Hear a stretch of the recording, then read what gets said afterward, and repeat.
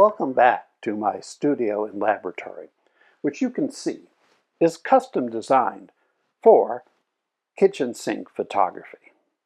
Now in today's episode 2, we're going to learn how to make prints on cyanotype material from your digital images. You've seen some examples of these in the preamble to this video. You can get some really nice results if you have the right image that's appropriate for kind of this blue color, as well as getting the contrast and total range correct. Now in episode 1, we made images by putting various objects directly onto the cyanotype material. But here we're going to have to get the images out of the computer and onto what we're calling a digital negative. And this is an example of what a digital negative kind of looks like here. And so what you need to do is print your images instead of on inkjet paper. You need to print it on a special inkjet transparency material. Now some people recommend using Pictorico, which is a very nice product. I've used it for some other results myself, but it's kind of expensive. And so I have preferred to use Aristo 2 transparency material. You can buy this and the Pictorico both from Freestyle Photo. This is a little bit less expensive. Now I would recommend getting the 7mm material rather than the 5mm material. Turns out the 7mm material seems to be a little bit more resistant to scratches and what we call pizza wheel marks as it goes through your inkjet printer. So now we need to move to the computer and edit some files to create the digital negative. The first thing you are going to want to do is to select which image you want to make a print of. I brought up a photograph here on the screen that I took in Rocky Mountain National Park. I think it might look good as a cyanotype print. You want to make sure it's black and white, so if it's color, convert it into black and white. And now do all the editing that you want to do to make your black and white image as good as it can possibly be. So once you've done that, let's see, I'm going to just hide all this stuff just to make it a little bit simpler to display. That's not critical, but make it simple here by grouping them into a group layers. There, okay, now all of that stuff is hidden into that group 1. Okay, in order to make a digital negative, what we want to do is we want to add a layer where we convert it into a negative. So we'll go to New Adjustment Layer and then go down to Invert. And okay, there it is. Now it's going to be flipped when we make the print. So the next step is we want to go to Image, Image Rotation, and flip the canvas horizontally so that when we print it, it will then be right side up. And now you could go ahead and print this onto the inkjet paper, but actually the results will probably be a little bit disappointing because the cyanotype material doesn't react quite the same way as your other inkjet papers do. So we're going to have to apply some curves in order to adjust for the response of the paper. And I'll put in the description where you can find instructions for creating these curves yourself, but I've already made them for you and I've put them on my website. So if you go to my website, which is douglasgstinson.com,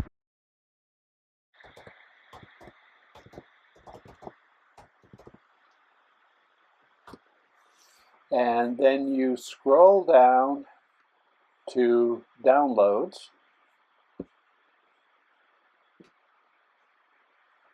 You will find some files for making digital images on digital negative. So I have made files for the Sunprint paper and for the Cyanotype store paper. So we're going to do Sunprint today. So we want to click on download. And what that will do is it'll download a zip file. And so if we look at the downloads folder, there it is, the Sunprint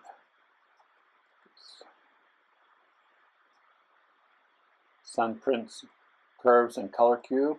And if we double click on that, it will unzip. We now have these two files. One of them is a curves file, which we will put in Photoshop, and the other is a color lookup file. And what that color lookup file is it's going to, instead of making a black and white digital negative, it's actually going to apply color. And the reason for that is that sometimes the black and white does not optimally block the UV, and a different mixture of colors does.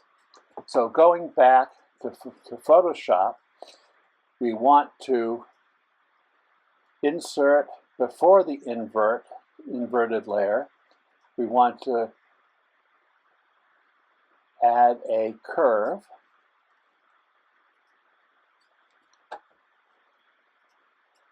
And the curve we want is the one we just saved that we downloaded. So click on this little menu item and select Load Curves Preset, and it'll bring up the usual Finder menu. Go to Downloads, and we'll open up the Sunprint, and we'll click on the curve file, which is a.acv, and we'll open that. And here's the curve file. And you see it really changes what the negative looks like by quite a bit. And you can see the response of the Cyanotype paper is shown by this curve. And it's far away from a linear response. Then we want to do the color negative. So here we want to go over to there's different ways of doing this, but the easiest way, I think, is to go to this icon, which allows you to create a new adjustment layer, and you can select color lookup table from that, and then you get this menu over here. And you would think that you should click on the little menu item like we did for the curves, but no, that's not how it works. You have to double click here. And this will open up, and then go to Downloads, the Sunprint layer, the cube layer, and see now it changes the total color of the digital negative. And this is now optimized for the Sunprint. Now to print, we're going to go to File, Print, and normally we would have Photoshop manage the colors, but since there is no information for how to print a digital negative, we're going to have the printer manage the colors. Otherwise, we do normal printing, and relative colorimetric is fine. Now we go to the print settings, and we are going to choose a glossy paper. So I happen to have one here, but whatever it is on your machine, find the glossiest paper you can find, like And then go to check printer options and check color matching, and that should be Epson controls color if you're using an Epson printer. And then printer settings. Media type is premium glossy photo paper. We're doing a sheet feeder. I want to put down as much ink as possible, so I'm going to go to the super photo mode and have it print at as high a DPI as I can. You want to get as much ink down on the page to block that UV. Likewise, so then, in fact, we will go to advanced media controls, and we will increase the color density to the maximum of +50. And now I do want to give a little bit more time for the ink to dry.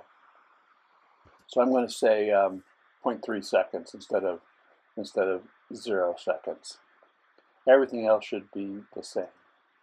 Now, of course, if you're not using an Epson P800, which is what I'm going to do, you're going to have to figure out the corresponding settings for your printer, and you may have to experiment a little bit to get the best results.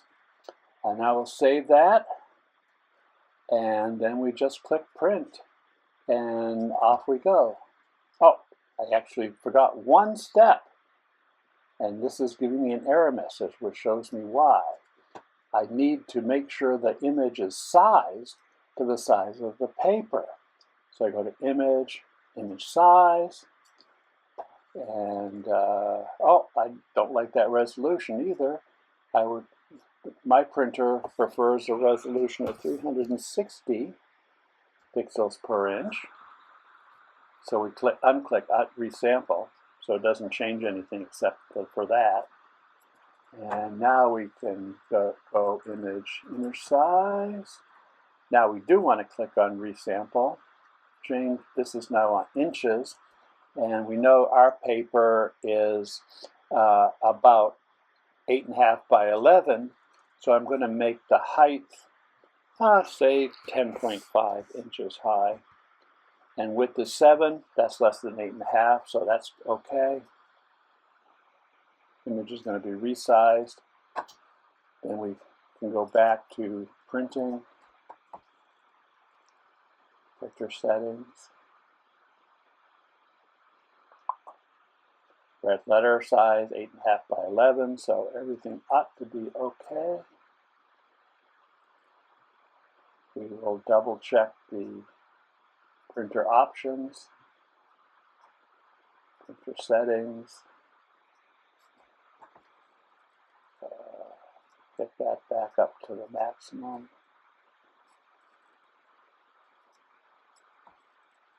Advanced media control. Get that to the maximum. Just to 3. Okay. Save. And then print. Okay. Now we'll wait for the printer to print out this, and we are ready to go. After the printer ejects the inkjet print on the transparency material, we wait about an hour for the ink to be sure to be dry. And then this is what the final transparency looks like. In episode 1, where we made photograms, we could sort of guess the exposure and get good results. But if we want to make a photographic print on cyanotype material, we're going to have to get the exposure more accurate. And to do that, we make a test strip. So we cut maybe a 1.5 inch wide strip out of the cyanotype material, and then we mark it off at 1 inch interval. Some people use a 1/2 inch, I like 1.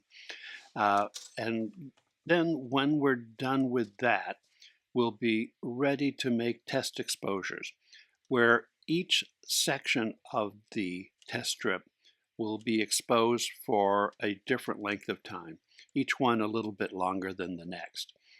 And then we will be able to choose the minimum exposure time, which gives the darkest exposure, and that is the exposure we will use when we make our final print.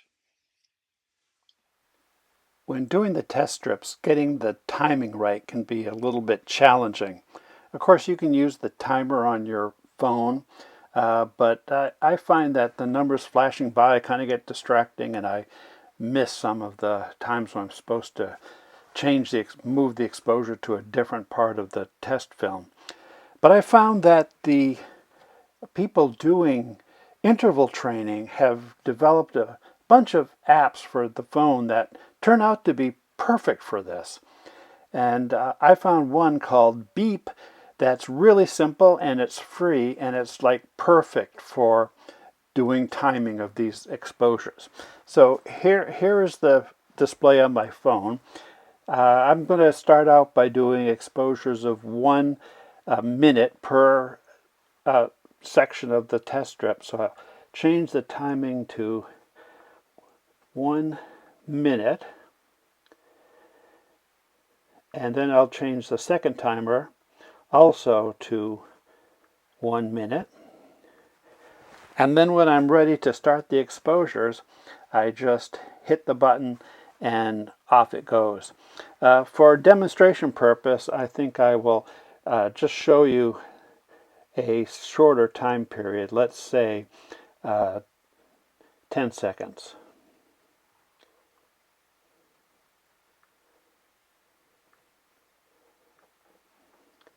And so here's how it works. It starts counting down, and then when it gets within 3 seconds, so when it double beeps or long beeps, you know that it's time to move the shutter to expose the next section. And automatically the next timer starts going and will tell you next time to move, and then the first timer will start going, and so on. So every time it does the long beep or double beep, that's your cue to move the whatever's blocking the test strip to the next section. Now that we have our test strip all nicely marked, we can set up for the test exposure. And Baseless follows the same procedure that we did in the previous episode where we put objects on the cyanotype. Now we're going to build something up using the test strip. So we start out with some base, could be a piece of cardboard, something relatively rigid, lets us carry the assembly around. Then on that, we put our nicely marked test strip ready to go. And then we want to account for the absorption of sunlight by the transparency material itself. So we take a blank sheet of the transparency material and we put that over the test strip. And then finally, we cover it up with a sheet of glass to hold everything nicely tight and in place. Make sure that the transparency sheet is in contact with the test strip. And now one final step. We need to control the exposure of the test strip. So I'm going to put a piece of cardboard over that I will move and use that to control the exposure. So now the whole thing is set up and we're ready to take it outside and do the test exposures. Let's go. Okay, I've got the whole assembly out here in the sun, ready to do the exposure. I got the timer set to 1 minute. That'll be our starting point. Now, it's just a guess. You may need to do it shorter or longer, depending on how bright the sun is. And this is for sunprint materials. If you do Cyanotype store materials, maybe you do 2 minutes to 5 minutes. So let's see how it goes.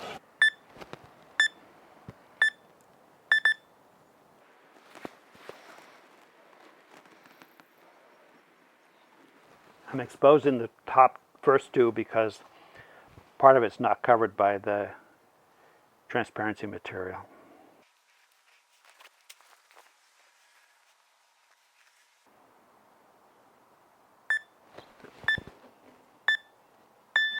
Okay, I can see already by how the sun has bleached this sunprint material from blue all the way to white that 1 minute is way too long. So I'm going to go and change to 15 seconds. And here we'll try again.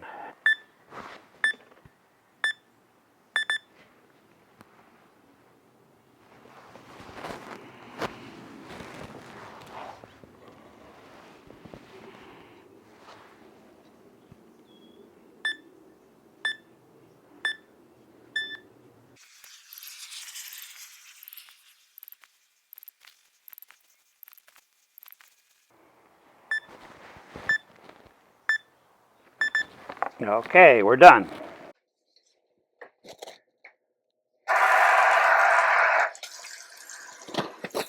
So we bringing the test strip indoors, and we're going to do the usual thing of developing it in water. So we take it, put it in there.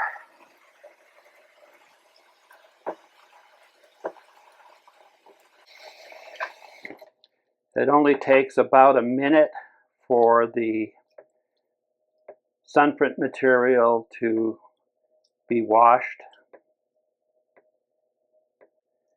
The cyanotype material takes a little bit longer, but you can time it because the water turns yellow. And so if you keep changing the water, as soon as it is clear, you know that you've sufficiently washed it. With this sunprint, you can kind of tell when it's done when the least exposed area is as white as it's going to get. Now in episode 1, we talked about how it takes some time for the full color to develop. Typically it has to dry overnight before the full color appears. Obviously, if we're doing a test strip and we're about to expose an image for real, we don't want to wait overnight. So there's a little trick. I think I alluded to it in the previous episode, but we're really going to put it to use now, and that is to add just a little bit of hydrogen peroxide to the water. 1 or 2 capfuls is more than enough. So here we go.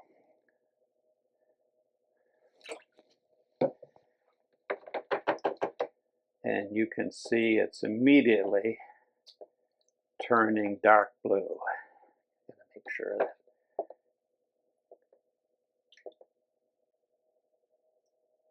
And this kind of justifies our decision to go change from 1 minute to 15 seconds, because you can see even the shortest exposure down here is solid blue.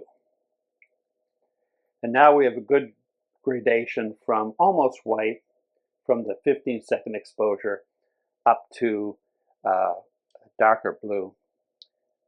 So it looks like we go 1, 2, 3, 4, 1 minute, maybe a minute and a half, we get to the full darkest it's ever going to get. So probably a minute and a half is probably where we want to do our exposure. So we'll take it out and dry it, double check whether we've got our time right, and then we're ready to go. Okay, now we're ready to do our real exposure. We've determined that the time is 1.5 minutes. So we start with our cardboard. We get our sheet of sunprint material, put it on the cardboard, blue side down, and then we take our digital negative that we printed. The notch When the notch is in the upper right hand corner, then this is the printed side. We want that to be against the cyanotype material. Then we put the glass over the whole thing, and we want to cover that up so it doesn't get exposed until we're ready to go. And now we're ready to take this whole assembly outside. Okay, we've got our stuff set up in the sun. Got my timer set for 1 minute and 30 seconds. So here we go. Okay, so it looks like I didn't quite get the negative aligned with the Cyanotype paper. So we'll have to do this over again. But we can see how good the exposure is from this.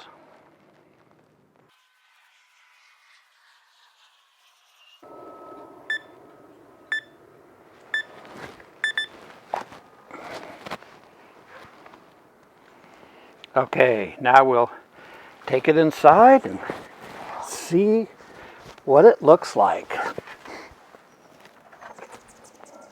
Okay, well, the proof of the pudding is in the eating, as they say.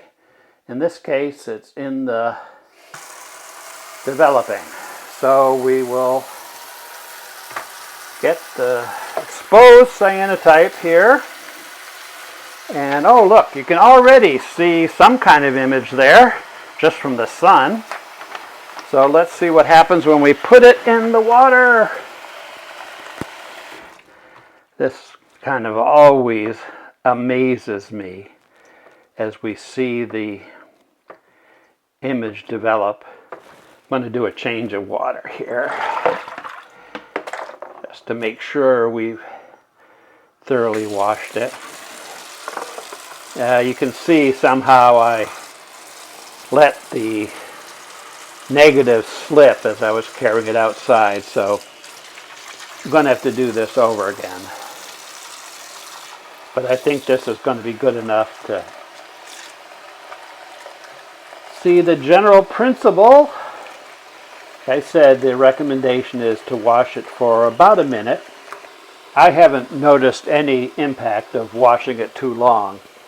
However, some people say that some of the blue can get washed away if you wash it too long. And so that will get rid of some of those nice deep blues that we like to see in cyanotypes. Okay, let's add the hydrogen peroxide. Get a better look at what this is going to look like.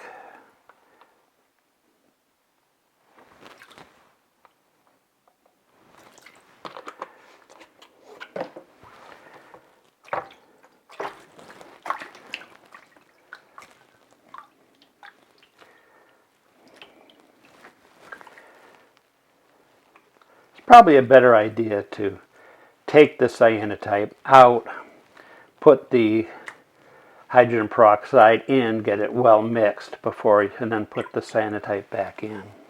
Okay, what I'm seeing here is maybe even 1.5 minutes might be too long. I'd like to see some more contrast in the sky between the sky and the trees. And the snow, although the specular whites look good, the rest of the snow definitely looks too dark. So I think we can conclude that the 1.5 minute exposure was too long, and maybe we should either do another test print or maybe cut it down to 2 minutes. Okay, let's dry it off.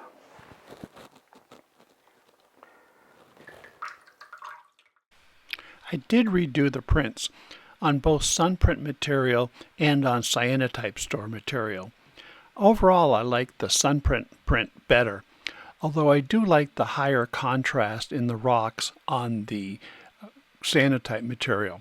However, I do not like how the snow is really blown out on the Cyanotype store material. But this is not the end of the story. Since we have a digital negative, we can go in and make corrections until we get what we like. So here we are back in Photoshop in the state we were right after we printed out the digital negative. Now, after looking at the image, if we decided we wanted to add a little bit more contrast to the snow, we can do that quite simply. The first thing we'll do is turn off the layers that we added, like the color lookup table, invert, and the curves. And now we can use any of the Photoshop select tools to select the snow area, which I will do now.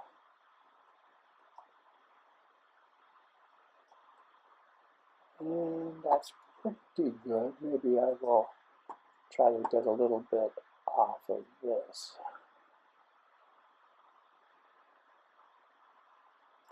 Okay, once we've got the snow selected as we wish, then we can now add a curves layer right above the curves layer for the Cyanotype correction factor by going to New Adjustment, Curves. Okay. And then we want to add a little bit of contrast to the snow, so maybe we'll do something like this. So it goes from there to there. Now we're all set. Now we can turn back on all the correction layers that we added. And we are ready to print out a new digital negative. Well, that wraps up episode 2 of Kitchen Sink Photography. I hope that you've been inspired by what you've seen on this video and go on to make your own cyanotype prints. This technique is perfect for someone who wants to explore, experiment, or just plain fool around with this and just have fun with it. Stay tuned for the next episode, episode 3, where we will bring you to the world of fashion.